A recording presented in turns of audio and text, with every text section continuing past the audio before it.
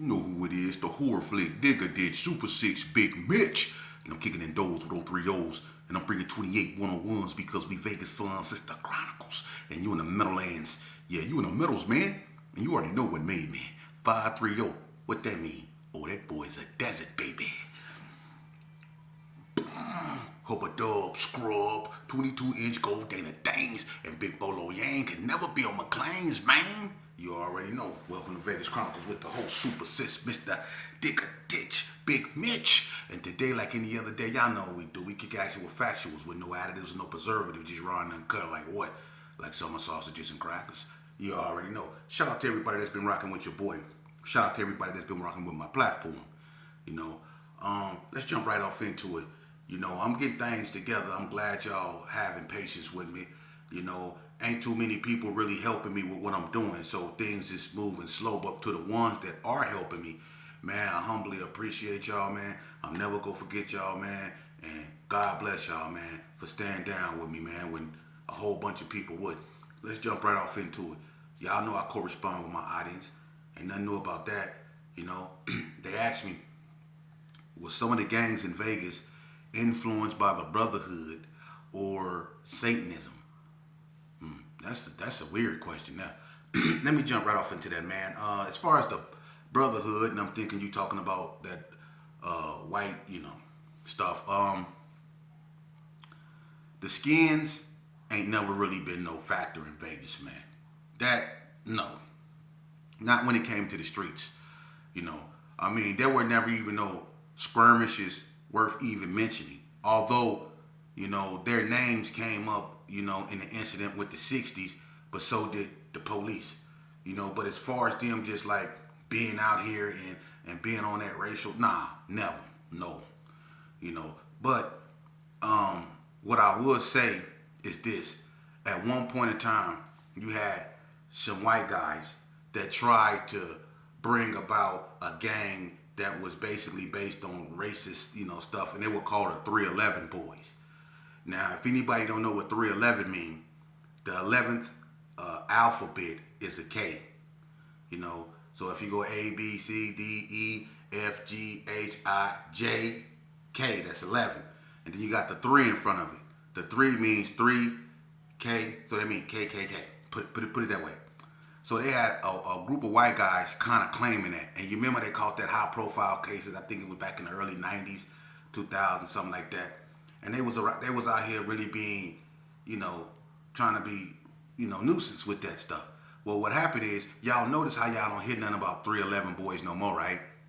Y'all don't hear about that, huh? Some of y'all never knew that even existed. Because, see, those guys that was, I think about 4 or 5 of them, they caught a case. It was high profile. They was doing a lot of, racial stuff. And what happened is when they went to the penitentiary, they effed around and found out. That's why you don't hear about no 311 Boyz no more. Because when they went up in there, some of them got dealt with. They know what it is. They probably still licking their wounds, But when you catch a high profile case and it's based off racist stuff, man, and you come up in there, man, somebody go take a look at you, man, and they got hollered at. Most of them did. That's why you don't hear no 311 Boyz no more.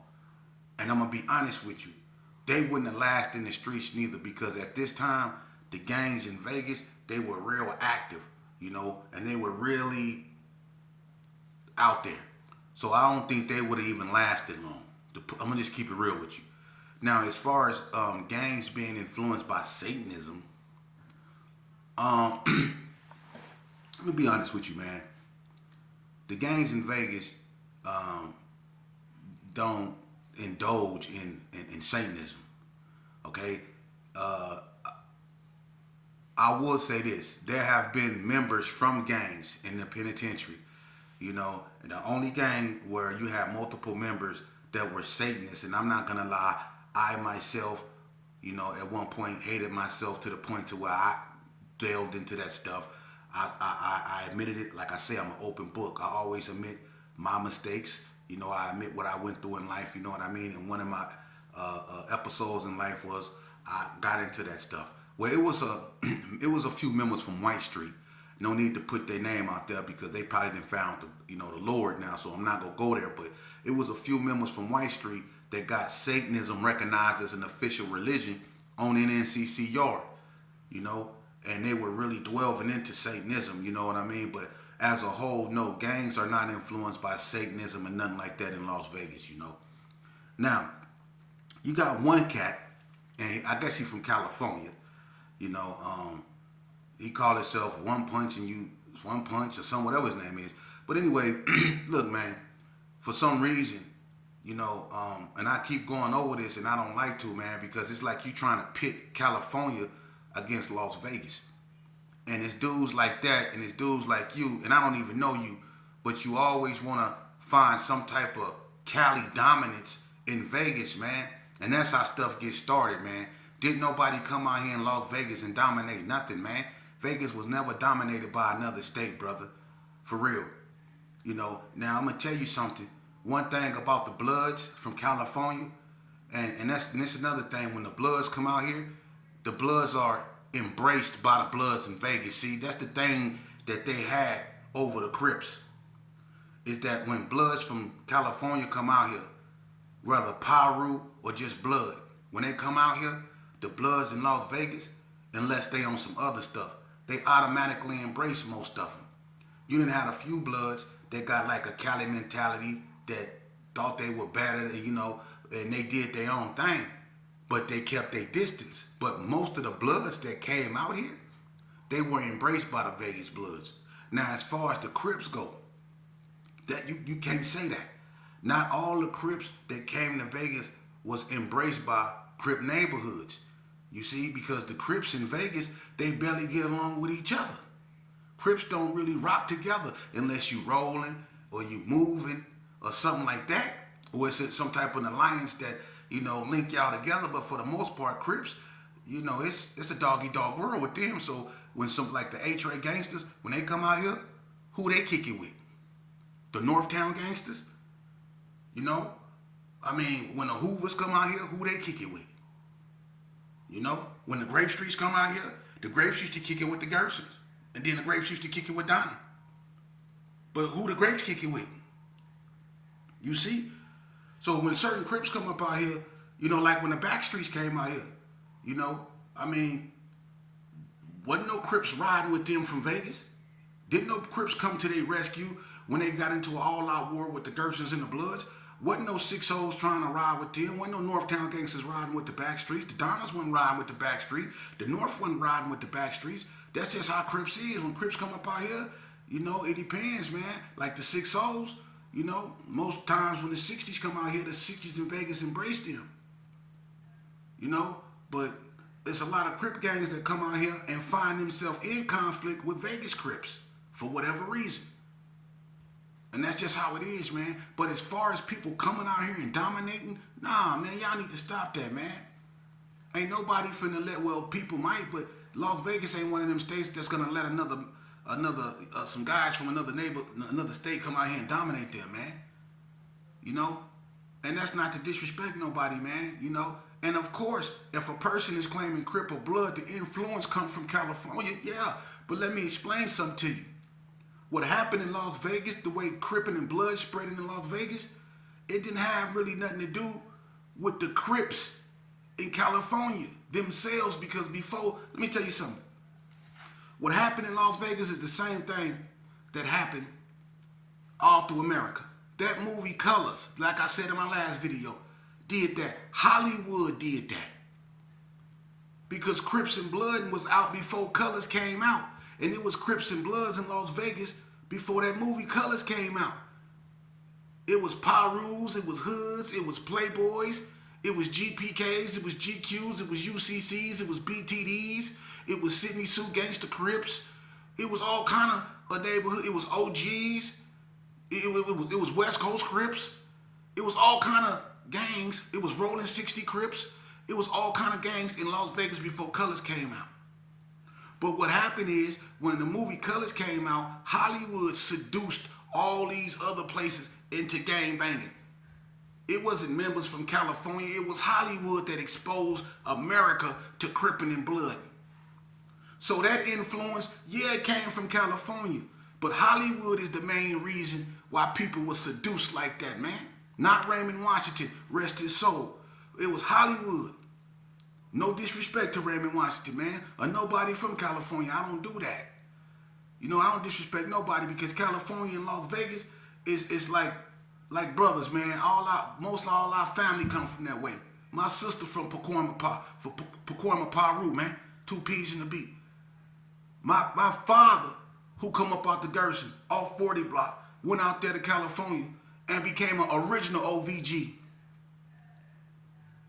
You see? So it's not none of that, man.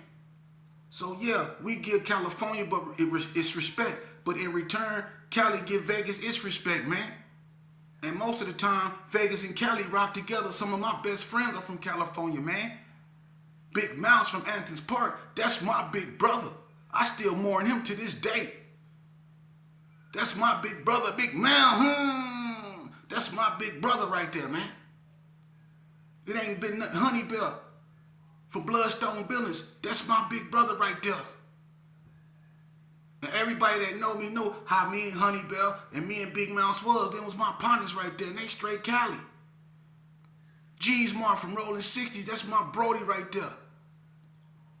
OG Player, he a real one from 60s, man. Come on, man. It ain't nothing but love between Vegas and California, man. And we need to stop that bull crap, man. Because this one thing that's been our Achilles heel for so long, it's been long enough, man. We got to quit getting and looking at each other as competition, man. Especially when it comes to destruction, man. People take pride in Cali having more bodies than Vegas, or Cali having more bodies than this place, or Chicago having more bodies than Cali. Them is black bodies that y'all bragging about and boasting about, man. Those is little black boys, little black and brown boys that's laying up under them sheets, man. Them yo people that y'all bragging about unaliving, man. Come on, man. And then some of y'all is so disgusting with it that y'all even come out with sayings like this. You got to have at least 4 bodies to even hang around us. Come on, man. But let me tell you something even scarier. The whole time, y'all, we at each other's throat, and we on this internet, and we going back and forth. Because I'm going to tell you something. This internet thing right here has become the new streets. Because this internet is getting so many people unalived. It's getting people backdoored. It's getting people caught up in the RICO Act. This internet. We so focused on hating one another, finding flaws in one another, seeking to pull down one another, that they systematically not just taking our rights and undoing what our ancestors fought and lost their lives for, but you actually got Puerto Ricans saying that they created hip-hop. Now you got Mexicans, and if you think I'm lying, look it up. You got Mexicans saying that they started the Crip Walk. They just taking our culture, just like they did Egypt, because we don't know no better. All we know how to do is hate one another. We mastered that, bringing one another down, hating on one another, backdooring one another, slandering another name. We've mastered that. But everybody else is taking stuff, your craft, your art, your talent, your resilience. The people taking that saying they created that. You know damn well ain't no Mexican created the Crip Walk. And I'm not even being disrespectful, but Mexicans can't even dance. You got Puerto Ricans said they created hip hop. Well, why they can't rap? I ain't saying they all can't rap, but come on, man. Let's keep it real. They taking your culture. You see? And that's crazy. Because while they taking stuff you created, you too busy playing somebody else. You too busy trying to be something you ain't. See? And the stuff your people created, the stuff that liberated us, our music, they trying to take that. They saying they the creators of that. They unscrewing everything about us as a people, man. And we just letting them. Because we too focused on one another. You see? We don't like... And you know what? And this is sad. This is sad. How could y'all even look at yourself in the mirror, knowing that we allow people to not just demonize, but physically assault and put their hand on our women like they do. Huh? And then we say, when we see one of our women get hurt, she need to stay in a place. What type of stuff is that? What type of stuff is that, man? We let these people do our women, not just us. Because I'm going to tell you something. No matter, you know what? Tragedy is tragedy. But the biggest tragedy that America and the world go witness is the self-infliction that black people have caused amongst themselves. That's the biggest travesty, man. We can't complain about what nobody else do to one of us when we on a daily basis destroy one another like it ain't nothing.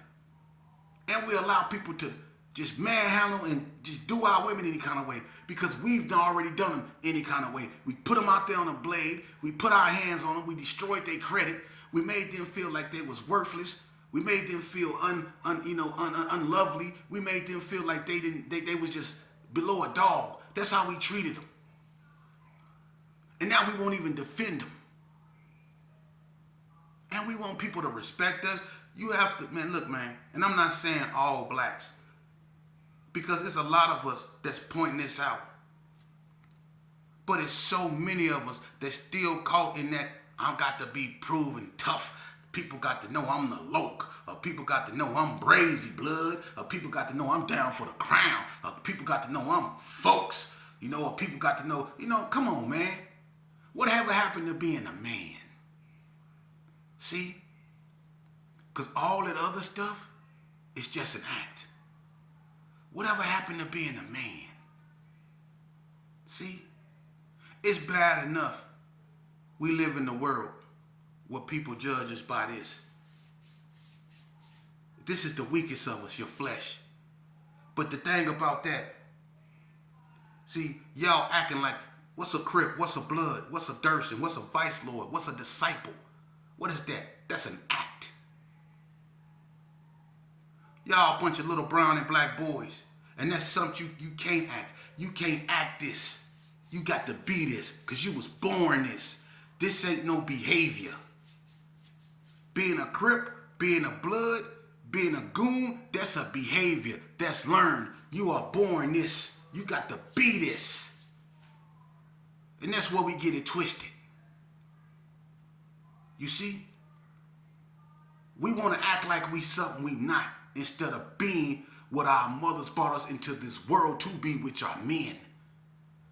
You want to be respected, but you want to be respected as something fictitious.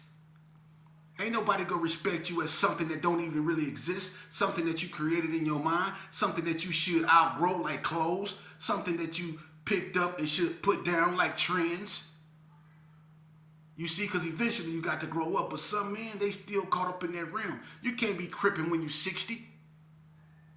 You can't be bleeding when you in your 60s. Come on, man.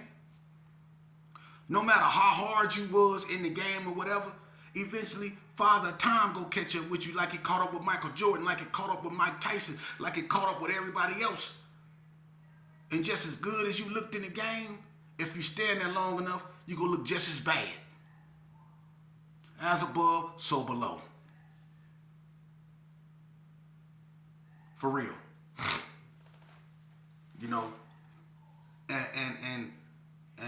And my thing is this right here. They tell me, shout out to Wackavelli. He say, talk that talk. But what's the solution? What's the solution? I'm going to tell you first, and this is going to be the hardest pill to swallow. People need to really get away from one another, man. For real. And that's our biggest fault. We scared to stand alone. We need a break. These gangs and all this, we need a break from one another. We need to get to know ourselves. Go home, chill out, drink you some water. Let your mind rest. Sober up, man. And then start getting to know your kids. We got to start from scratch, man. We have done a lot of damage. And first thing we have to do is admit that damage was done. Because the first sign of recovery is acceptance. Once we accept that there's a problem, then we can start the recovery. We don't want to acknowledge that it's a problem. The problem that we do want to acknowledge is the one that's the outer one. We want to acknowledge the racial injustice system. We want to acknowledge what law enforcement is doing wrong to us. We want to acknowledge all the races in the world. We want to acknowledge all that other stuff. But we don't want to acknowledge the gangs that's terrorizing our neighborhood. We don't want to acknowledge the little 17, 15, 14, 18-year-old boys that's out there carjacking. We don't want to acknowledge all of the mob flashes that's running up in them watch stores, jewelry stores, and smashing everything and running up out of there. We want to talk about them high school kids that's up in the mall fighting and beating and jumping up everybody and beating up everybody, or the 19-year-olds or the 23-year-olds over there in Memphis and Alabama running around with Dracos, just discriminately just doing that. We don't want to talk about that, the basic self-infliction that goes on in our communities every day. We don't want to have them type of discussions, see? We don't want to talk about Tyrone climbing through the window or coming up in there and catching Jamal hanging from your ceiling, taking and unhooking everything in your house. You don't want to talk about that. But you want to talk about the police and all that and what they do. See, that's why we ain't going to never get nowhere, because you always want to stitch the wound up from the outside instead of fixing the internal bleeding. And that's why we stay stagnated, because the internal bleeding is what's causing us to stay sick. You want to stitch everything up on the outside, but you don't want to go in there and fix the internal organs, which is us. That's what needs to be fixed. For real. And you can go to church, you can go to the mosque, and you can pray to the highest heavens. You know? And you can come up out of there with a mouth full of scriptures and still have a heart full of hate. You see? And that's why we have so many churches on the west side, but it's so much depression, so much anger, and so much animosity up over there. How could God possibly be up over there? Huh? When our young boys, listen, man. Look, man. You know, I'm going to tell you something. Something I would never remember. I remember being in the room with my cousin Suge. Suge was in his 70s, you know, and we were cellies. And Suge got a son, his name Lil Suge. I talked about Suge in a video, but I'm gonna bring this up just to tell you something. And I remember me and Suge was up in there. Suge was up in there for a messed up crime, you know. We both was, and all we could do was just. I was in the life, but Suge, he never broke the law. Suge, that was the first time Suge was up in there. Suge had a long time to do. And he was already old. But I remember Suge we was sitting there. I remember when they came, it was in the afternoon. We was actually on lockdown for something that happened on the yard. But they called Suge up there to the chapel. He didn't know why. I thought they was going to give him a job up in there or something. But they called him up in there. He was gone for about a good solid hour. And when he came back, he sat on his bed and he said, well, and he said it just like this. He said, well, they didn't unalive the son, basically. I said, what you mean? He said, Lil Suge. He said they unalived him, I guess by a club at the club or about a runway or something, you know, the other night. I was like, is that right? He was like, yeah. He said they did him pretty bad. That was his son. And he sat on the bed, and the way he was taking it, he was just calm, and he was just staring. And so I didn't know what to say, because I was like, I was shocked, because that's my cousin. And, you know, I remember Suge had the light blue Seville, man, on the McLeans, man. And I remember something happened with that car. Somebody took his car, and I'm not going to get into that, but it was a situation behind it. So I'm like, man, not Suge. And he like, yeah. And he was just sitting there staring. And I tried to comfort him, but I didn't know what to say when a person loses a child. But he, you know, it was just that look he had. And he was already in there for something he regretted, and he was in there for a long time. But the way he looked and the way he just started shaking, and I was like, Suge, you all right? He said, yeah, I'm all right. And the way he just started shaking, and then he just broke down, and the way he was shaking and crying, and I just, you know, hugged him. But that's what y'all don't understand.